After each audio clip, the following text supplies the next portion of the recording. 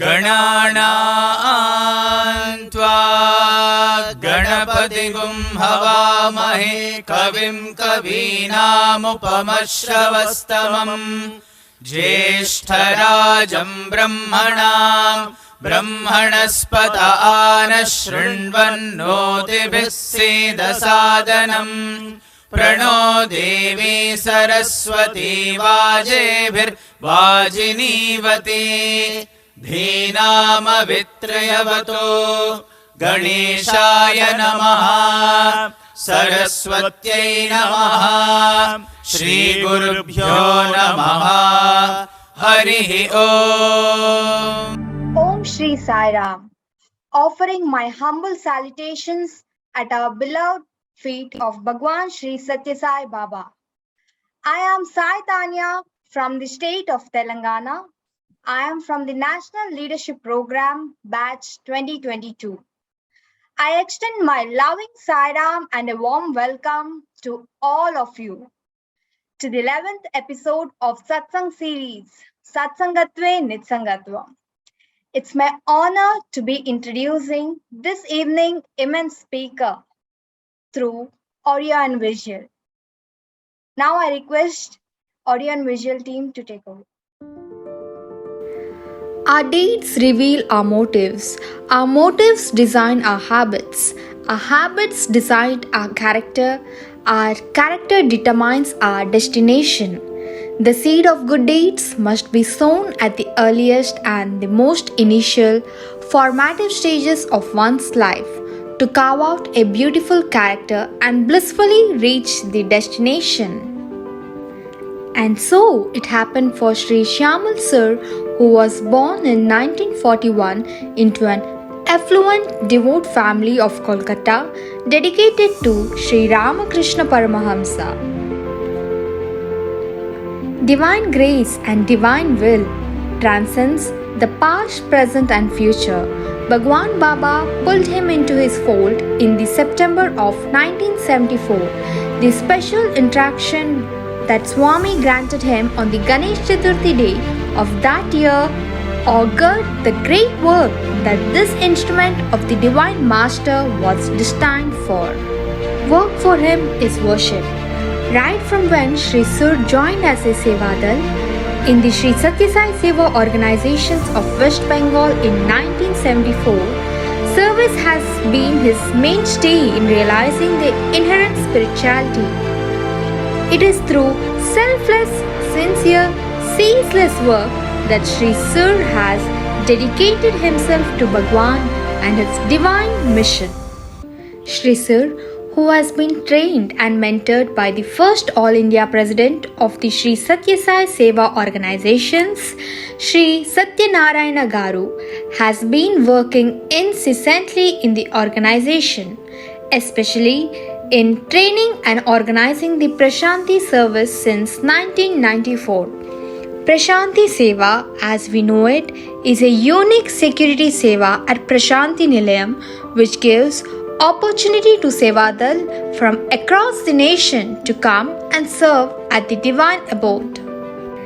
Sir took up the role of trust convener of the Sri Sathya Sai Trust, West Bengal in the year 2000. He was blessed with the rare distinction of serving the Lord in a dual role when Bhagwan Baba himself also appointed him as the state president of the Sri Sathya Sai Seva organizations, West Bengal in 2002. The state of West Bengal, under his able leadership, progressed by leaps and bounds when the organization introduced several service projects, the most notable being Ganga Sagar Seva, which continued to spread divine love for more than 25 years. In the year 2002, Sri Sur, at the behest of Bhagwan, designed the National Disaster Management Training Program, which is a flagship program of the youth by the organization. He personally formulated an extensive training module with various components for the said program and traveled to each state, training several batches of youth for the noble cause. This program has received appreciation and acclaim for being the only complete disaster management program from the nation's armed forces and has risen to many opportunities in support of the forces. Leadership is idealism in action. One cannot attain positions of leadership without years of sincere seva to the people. To lead us onto the path of seva and leadership, to strengthen the bonds of love and humanity, to churn future leaders in the name of Sai.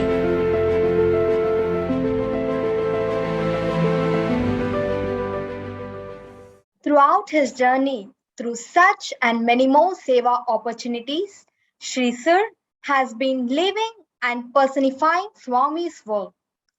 When this Sevak becomes the Nayak, the world will prosper. Only a Kinkara can grow into a Shankara.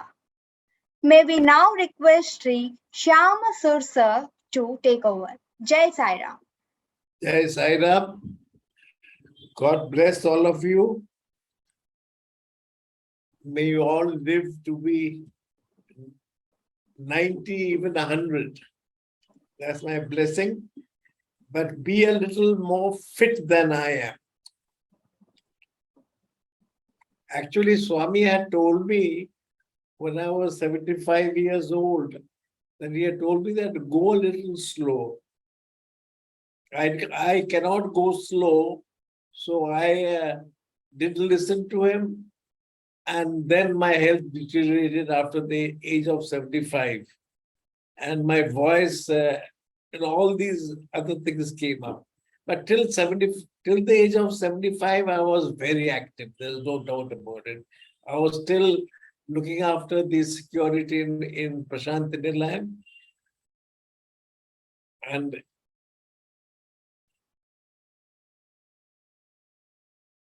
not only in Prashantini, I had to travel all over, as you mentioned. I had to travel all over India. I was doing a rough calculation.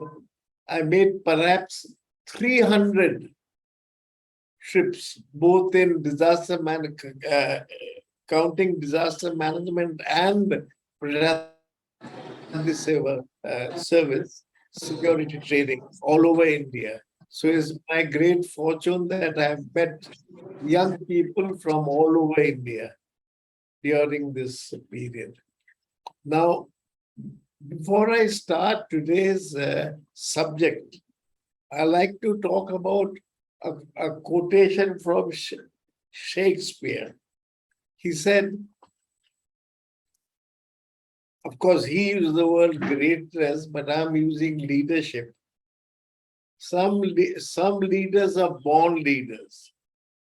Others acquire leadership. And some have leadership thrust on them. Now the question is, what do you go by?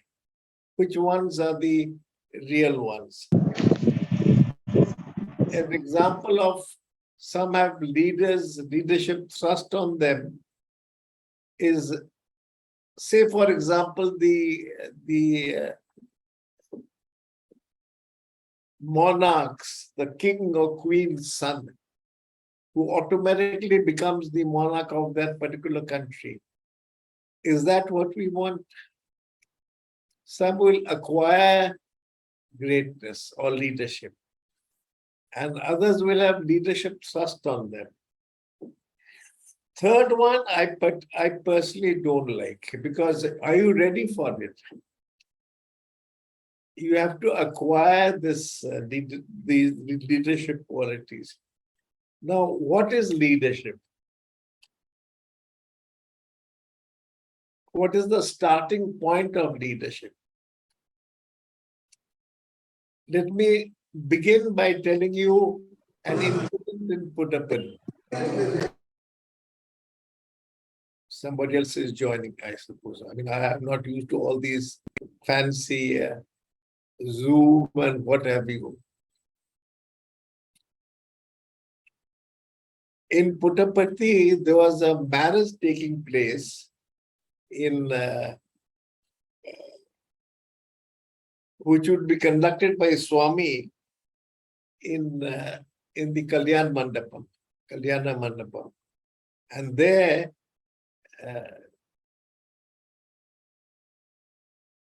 I saw an aged foreigner gentleman standing at the gate smiling. I didn't pay any notice there. Important thing is that I did what I am normally used to: control the crowd, make sure people don't come in, and those who come in, they only stay within a certain boundary, because after all, the Divine Master was going to come. Next day, I was at the back of the ashram. That time the ashram wasn't so big. At the back of the ashram, I believe there is still this Himachal Pradesh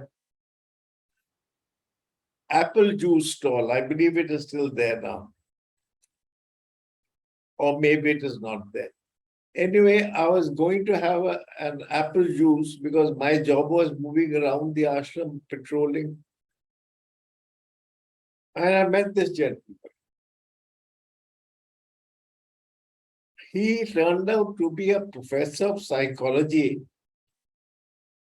in one of the better universities in Calcutta, in the United States.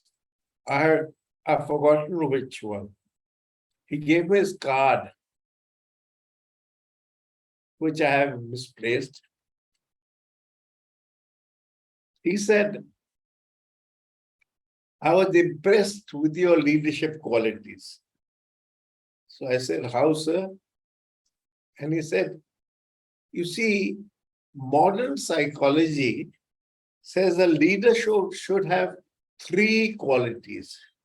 And what are these 3 qualities? One is, he said, he must be competent. Second, he must have a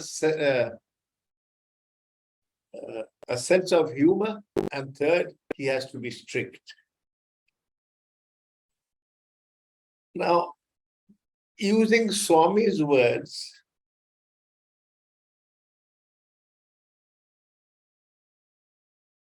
he has to be competent means he has to be skilled. If I am told, for instance, to conduct a Narayana Seva, the first question I'll ask is, where will it be held? Because is it going to be held in the villages or in a town? Because I know, and all of you know, that people in villages, they consume much more rice than people in towns and cities. They have the inherent ability to eat more rice. Just now, the question of Ganga Sagar Seva came up. I used to see, if I would eat a little extra rice, my stomach would bulge out. On the other hand, people who would come as West Bengal Sevadars from the village areas, they would eat perhaps 4 or 5 times the amount of rice that I would have. And still, their stomach would remain flat. It must be pushing inwards, I don't know.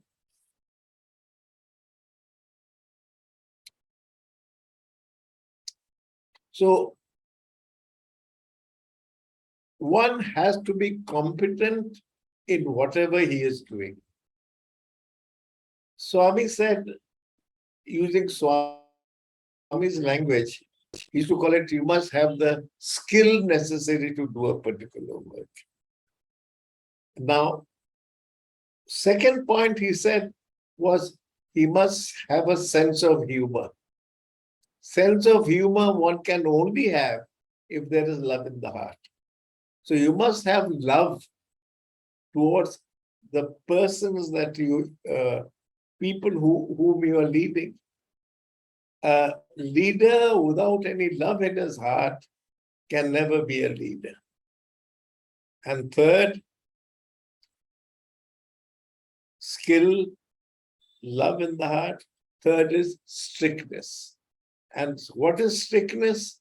It is discipline. So, and one cannot be disciplined, enforce discipline if he is not disciplined himself. I cannot tell people to do something if I don't follow it myself. Unfortunately, in every sphere in our life, in India, in anywhere you go, there are people who are giving instructions, but they don't follow these themselves. So, when I was in IIT, we had a course in psychology. In one, we used to have the quarterly system in 1 quarter. And in that psychology course, there was a subject on leadership. I remember, because these were only 50 marks for the entire course. So we should just mug up. And in this leadership, there were some 11 or 12 different points. One has to be a scapegoat. In other words, should something go wrong, he must own up responsibility. If somebody does something good, you must give credit to that person. These are things which people don't do.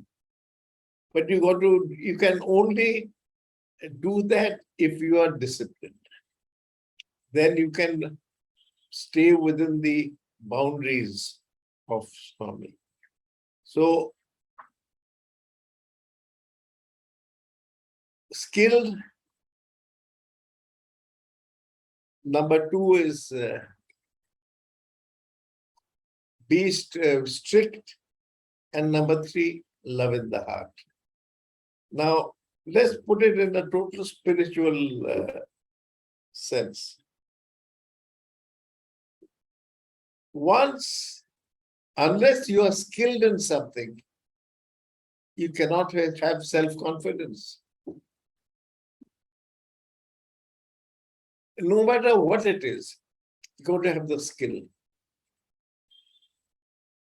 If you do not have skill, you cannot have self-confidence. So when doing a work, if you have the self-confidence that you can do it, then automatically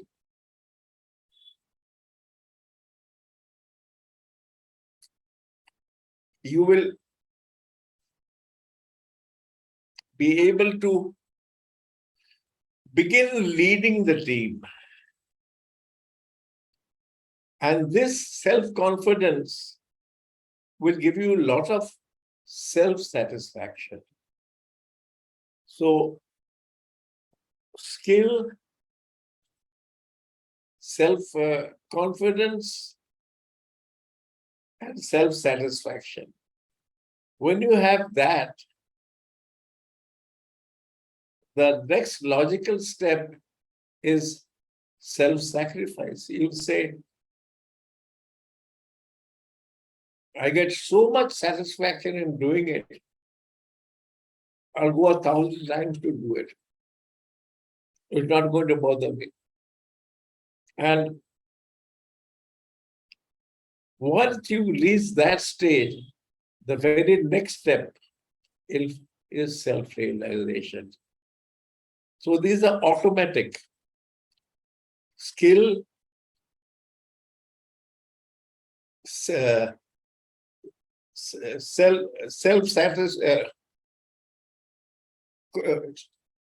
self-confidence, self-satisfaction,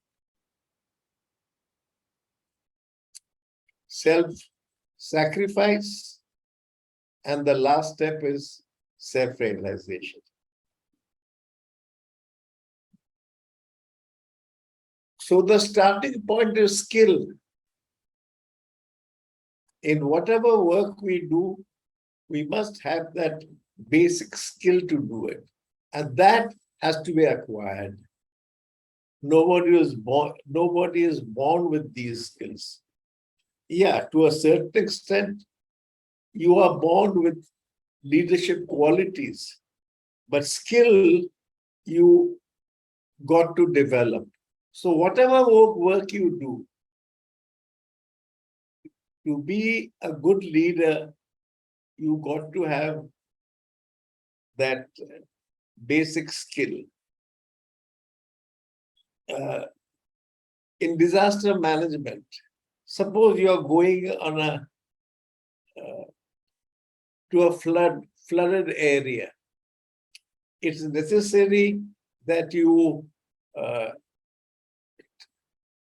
entire group, they tie themselves up with a rope so that if one gets swept away, he can be pulled back.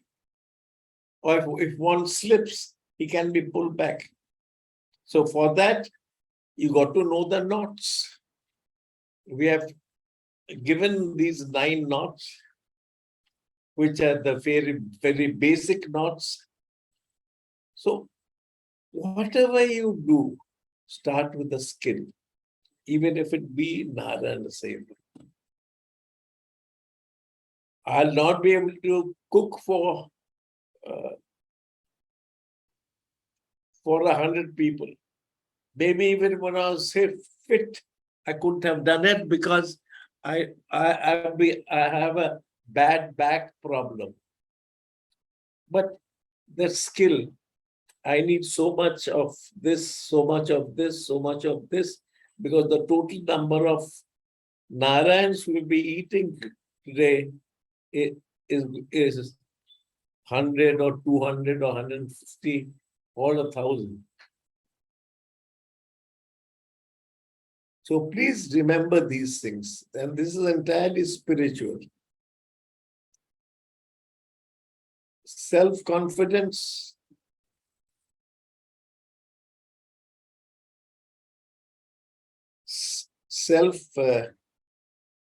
self-confidence, then the next step is self-satisfaction, and then is ultimately this is going to lead to self-realization.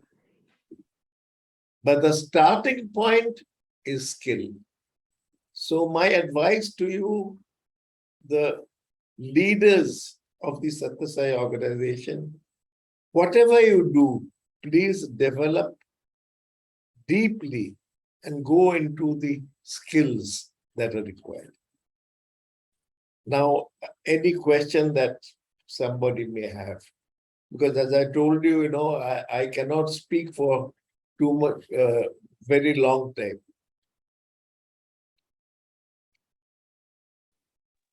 Have I been clear in what I have told you?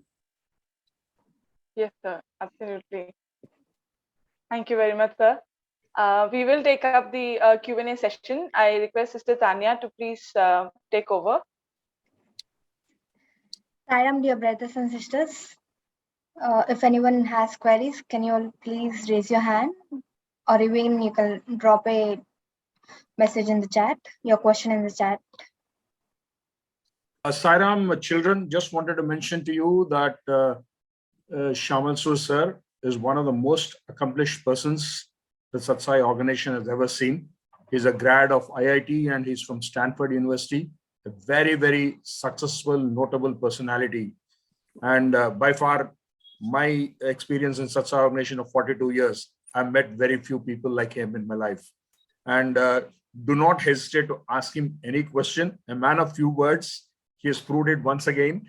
And you should ask him, and with his vast expertise in every field, I'm sure that you will get the right answer from him, with Swami prompting in from inside. Well, let me ask you one question. Do you know who Sundar Pichai is? Yes. Who is he? CEO of Google.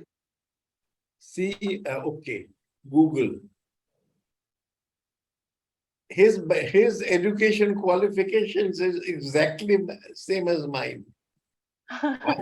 I'm from Calcutta, he's from Chennai.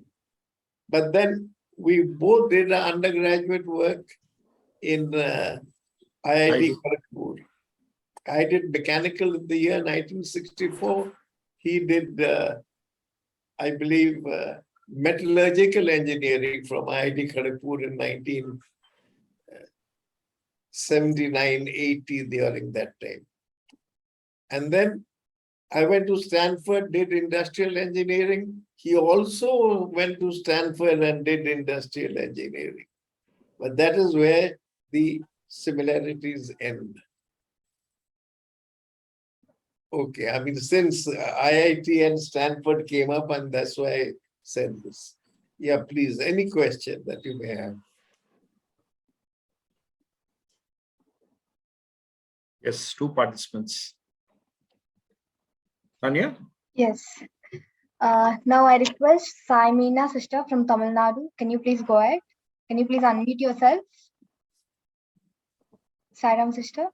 Sai Ram, Pratap. Sai Ram, we are different from others in our actions or in our approach, as we have learned, or we have been put up in it's not a correct word, as we have been in Sai Baba's organization. So, and we are in his fold by his grace. So sometimes, at times, we are isolated, or we are not. We are being.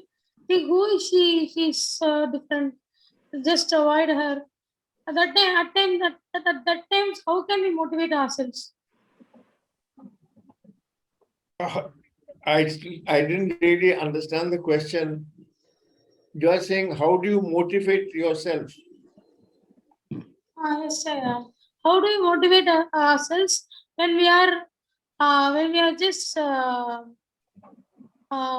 isolated? Not isolated. When we are just not kept included, separate. not included, despite being in Swami's fold. So her question is, Dada, that Sathya Sai, being in the Satsang Seva organization, sometimes they feel separated, and we are not with the general crowd. Actually, we are a different breed of persons. That's how she says. Basically, I think that's what she says. Yes, She says, at that point of time, how do we youngsters motivate ourselves? Because in the present times, when we talk of values and everything, people take us to a different look at with a different idea. Yeah. So how do we motivate us? Like they think and they just move away, or they don't. The closer ones to just avoid us, and they just go away. How can we just be relay? How can we just stick to Swami that time? So that we just that time forget. I just that time forget Swami, and I just start praying, and I just don't believe. I just don't think of believing him at that time. At the time, I lose the confidence. Right. Yeah, that's it. The question is, what is the basic qualities required to be a member of the organization? Number one, there are only 3 conditions. Number one, you must have faith in God. Number 2, you must want to do some service activity. Swami, there was a brief. Go on, tell me. It's not in the society. If it is in our college, or if it is in our house. I beg your pardon? No, she's saying that, either in a college or in a society, how do we handle this ourselves, and how do we motivate ourselves to continue to be what we are? Yeah, that is the basic problem with people who are especially students of Swami's institutions. They find it difficult to mix around. My daughter is an example. My son is an example. I have one daughter who's Runa. He's elder to me, and elder to my to my son, and he's the eldest child. And then I have a son, Anand. There's a 3-year difference in age between them. Now, the fault I feel is on the part of the elderly members of the organization. It is not your fault. You don't go there because you are not welcomed enough. How can you just leave that Sai Ram? How can you just leave Swami? How can you? That is against our conscience then. Conscience. How do you overcome that? Don't let it bother you. Sai Ram? Don't let it bother you. Whatever work you are doing, do it. All work is God's work. When our state president West Bengal, I should tell them, it is our fault that the youth are not coming into the organization. We don't make it conducive enough for the youth to come in. So the fault lies with us seniors. But from your side, you must try to integrate. Show by your example what you can achieve.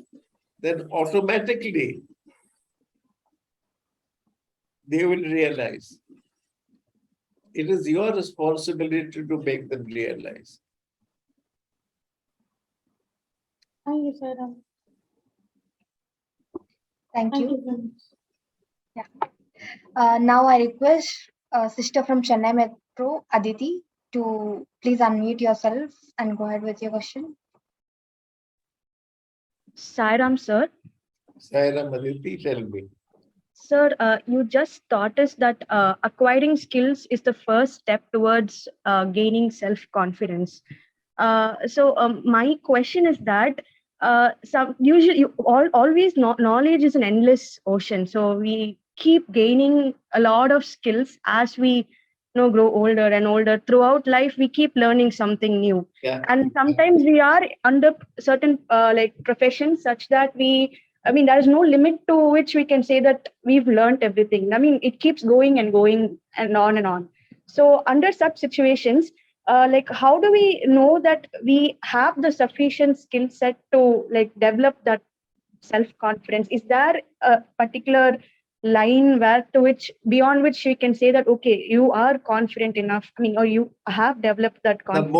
The moment you have the skill, you'll feel that self-confidence. You'll have that self-confidence. Okay, sir.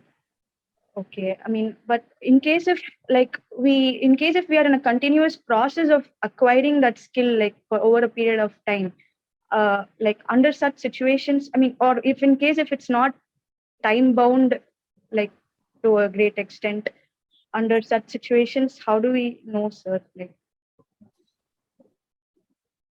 You see, I would have not brought it up, but that entire disaster management program, the syllabus, Yes, sir. that I was instructed by Swami to do it. That's only one he personally instructed me to do it. The PS, the Prashanti service syllabus, that Swami told the All India President, who then instructed me to do it. But disaster management, Swami instructed personally that I should do it. Now,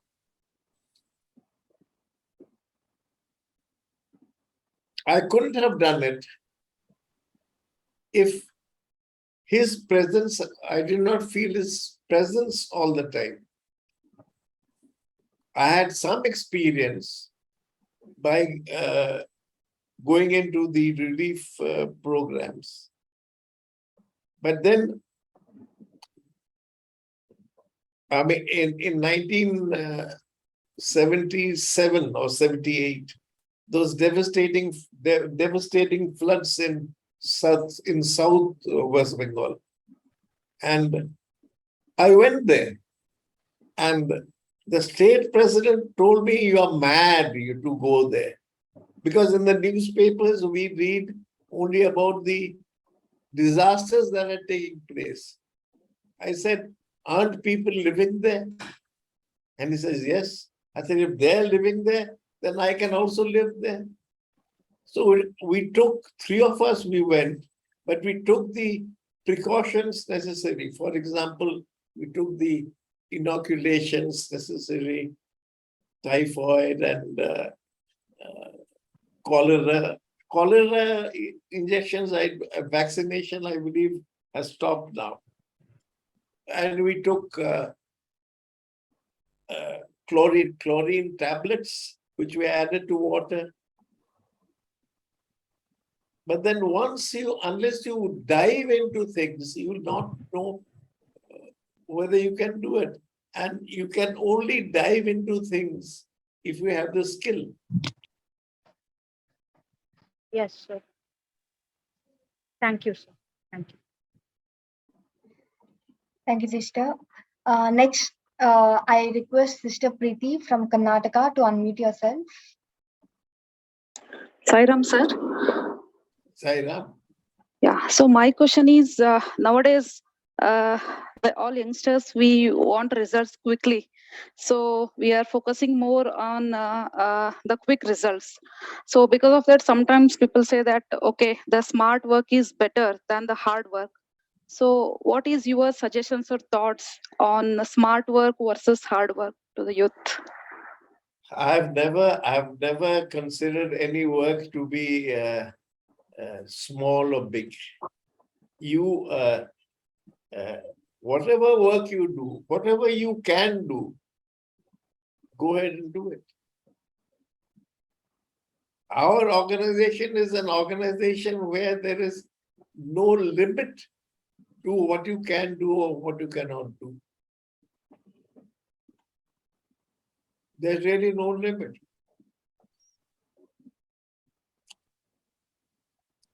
Let me ask you one simple question.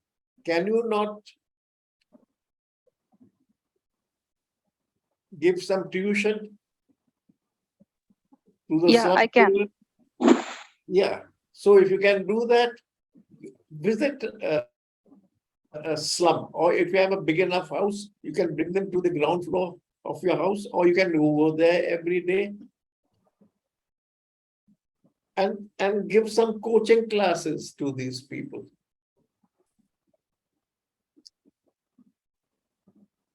So that doesn't cost money.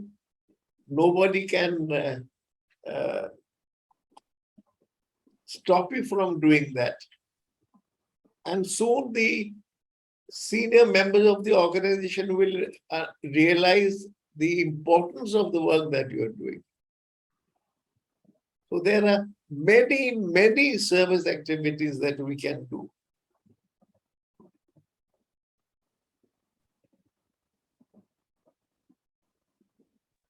Now the question continues, is smart work necessary or hard work necessary? That was also one question that should you be smart in working or should it be hard? What kind of combination should you have? Hard means you're talking about physically hard or... Then a hard work. You're putting your efforts, long-term efforts and doing, or you want to do it smartly and get going with it. Look, there's no question of it must be sustained. If you're coaching some class 6 students, I have seen the maths now, the standard of the mathematics. I could never teach mathematics to 11th or 12th class to students. It's not possible, because in my time the standard was much lower. But I can definitely teach mathematics to 10-year students. Class 5 students, class 6 students. So you select what you want to do. Teach them spoken English.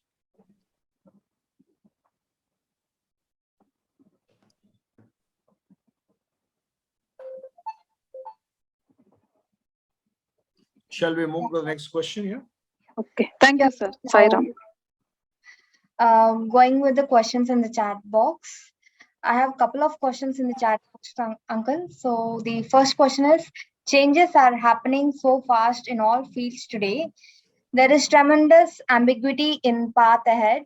What qualities of leadership makes him, her effective in ambiguous or uncertain times?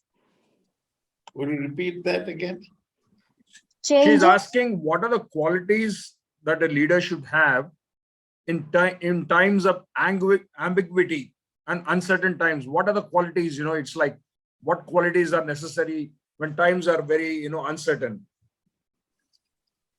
See, you got to have faith in God. That is the basis of the organization. Satsang organization basis is not believing in Swami, believing in God. Why is it that we don't have Christians coming into this Satsang organization? Why is it that we do not have Muslims coming into this Satsang organization? Because we ourselves have become preachers of Satsang. Somebody who believes in Allah, is he not believing also in Satsang?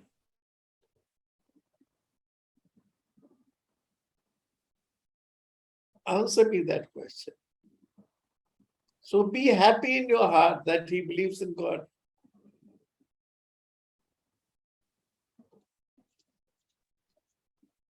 So you are saying that in order to handle situations when things are ambiguous and uncertain, belief in God, faith in God is the most important skill. Absolutely. That is the starting point of the organization, as I told you. You got to believe in God.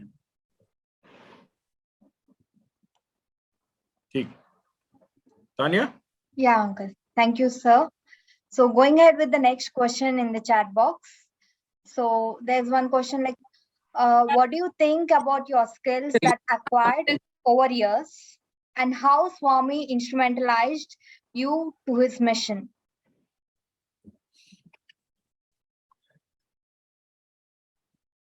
That is very difficult, God's grace, his grace.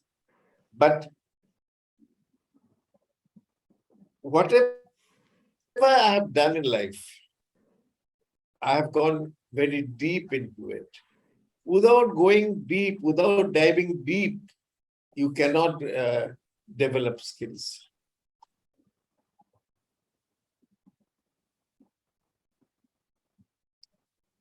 Right?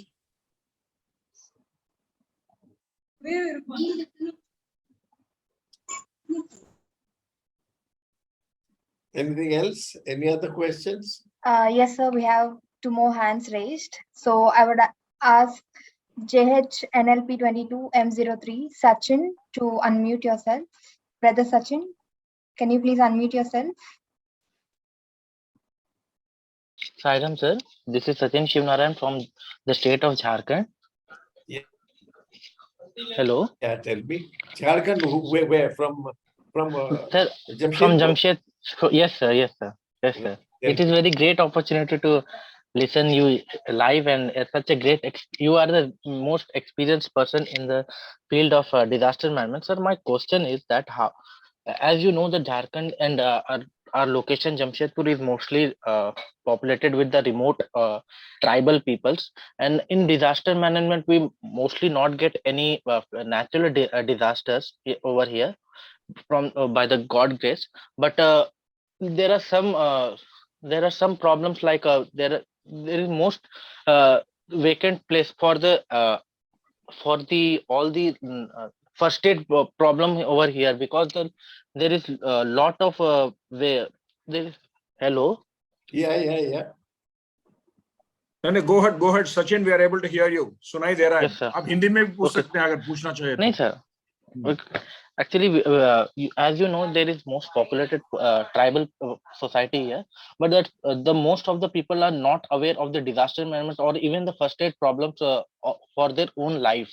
They mostly they mostly in the danger with they live in remote places where not even a single first aid opportunity or even hospital is so far from them. So how can we approach them and get some and get them aware about their own safety and own life? Teach them first aid. Why can't we do that? We can learn how to tie bandages. Okay. St. John's Ambulance, they have a course in first aid. You can take that course. Sir, how to connect with them with the disaster Sathya Sai disaster management team, sir? How to connect with them? You see, the disaster management program is such a great program in the sense that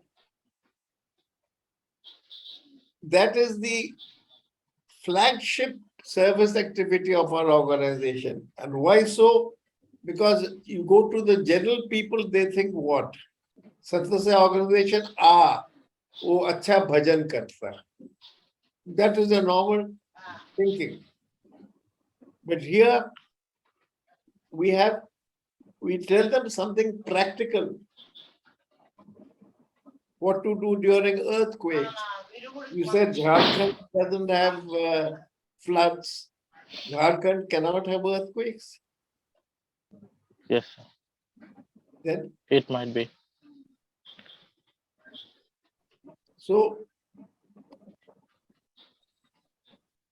disasters can happen anywhere.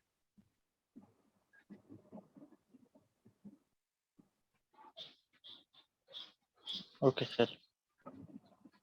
Let the people know that Sathya Sai organization is not a bhajan group. Sure, sir. Sachin, you can also reach out to the national coordinator of the disaster management group or your state coordinator in your state, and maybe you should conduct an awareness program in those tribal villages. I'm sure that a lot of youngsters have been trained in Jamshedpur and in Jharkhand. You should take a Yes, team sir. there and Yes, sir, conduct yes. an awareness camp.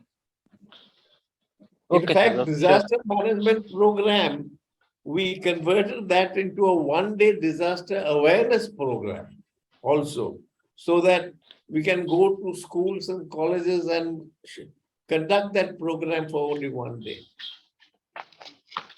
Okay, sir. Thank you, sir, for your immense experience and your guidance, sir. Sai Ram, sir. Nishta? Sai Ram, sir. Thank you so much for such a beautiful satsang today. As somebody who also is active in our Sathya Sai organization, I want to ask you, I often hear people of our organization, older people, even younger people, our colleagues, they often tell us, no, this is not how Swami wants us to work, or this is how Swami wants us to work. So how do I know if they are right or wrong? How do they know what Swami wants? And how do I know how Swami wants us to work? What does your heart want? Uncle, but how do we judge now if what our heart wants is what Swami also wants always. Sometimes we may. Nishta, your case is dismissed by that one question. Uncle. Uncle, but I need to understand. Yeah. Uncle will tell you. Yeah. Yeah, what? Has Swami put any restriction on the activities of the Satsang organization? You got to only make sure that doesn't harm anybody. We will conduct a bhajan and we'll put a loudspeaker so that everybody around hears the bhajans. Some aged person is trying to sleep and he cannot sleep. As long as any activity doesn't harm anybody else, किसको कष्ट नहीं देता, do it. There's nothing wrong. Okay, good. Thank you so much. Sai Ram. Sai Ram sir, now we have 2 more questions in the chat. I'll just go ahead with the questions. What is the direction you have received from Swami on Seva? You see, there was a time, maybe for a period of 2 years, that every evening Swami would give a discourse, daily discourse. And there used to be a loudspeaker near the PS office, and I would sit just outside the office and listen to the discourses. I remember in 4 successive discourses on 4 days, he said, Japa, Dhyana, Tapasya, Yagya. See, in our common sense, we say Japa, above that is Dhyana, above that is Tapasya, Yagya, and above that is Tapasya. So in these 4 discourses, he said, Japa, Dhyana,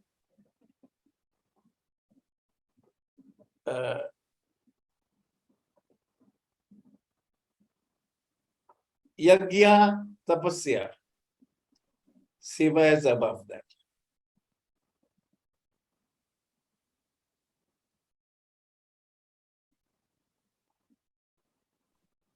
So do service.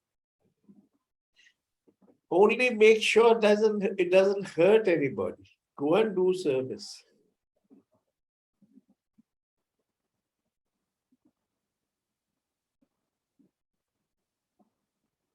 All of you speak English, you can give spoken English classes. There are people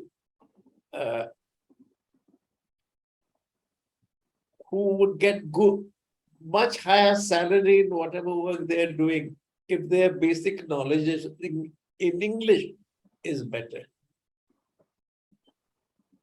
Is that?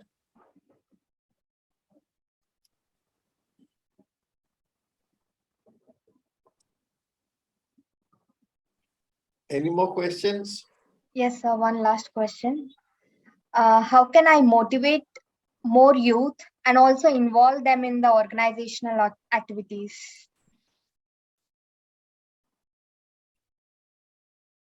Start coaching class. Okay, let's start with an example. You start a coaching class.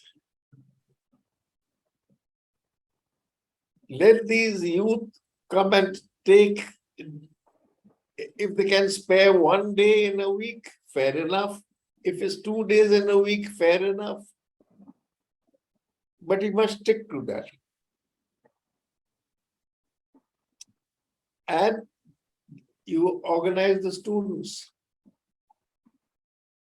If you have a size center in your place, Seva Kendra, you can do it there. You can do it in any place.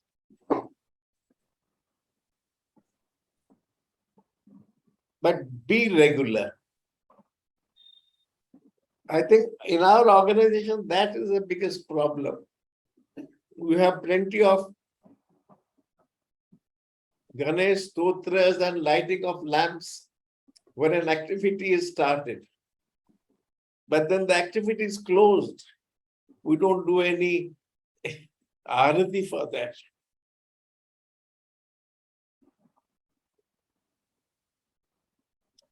How many activities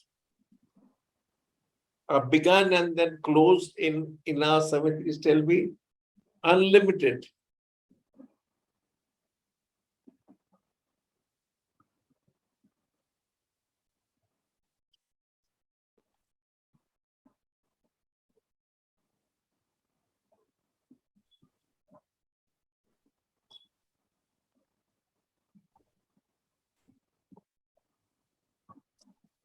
Thank you, Uncle.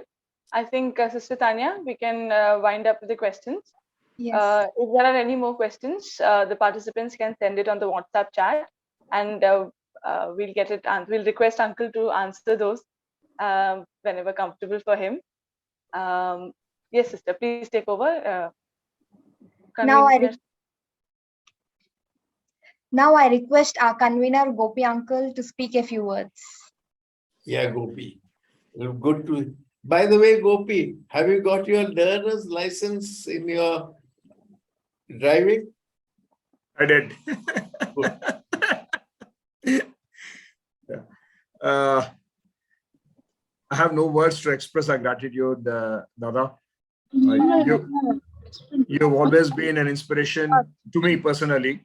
And the moment when Sister Gitanjali told me that you would like to come on board and we wanted to invite you, I said, let's go ahead.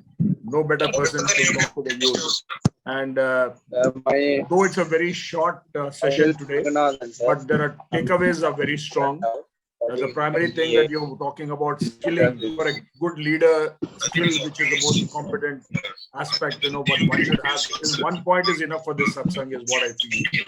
And so nice of you to come on board. And I think all our youngsters on this team here would agree that you said you're 81, but the energy that you carry is of a 21.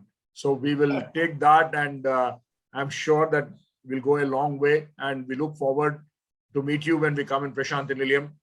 We'll be coming shortly in December for the convocation ceremony, most probably. And at that point, we will definitely meet you in person. With these few words, thank you so much. Our loving gratitude to you, and also your daughter for helping us connect with you and bringing you on board. Over to you, Gitanjali, now. Thank you, Bhaiya. Thank you so much. Bapi, allow me to call him Bapi, which is another word for father. And this is what I have always known him as. Thank you so much, Bapi, for all the guidance that you've given each one of us here. Your very presence is a huge inspiration and motivation for each one of us.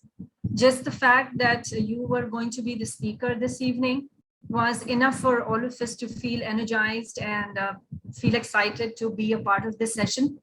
And we're truly blessed to get the guidance on leadership. And as Gopi Bhai said, just a couple of takeaways are good enough.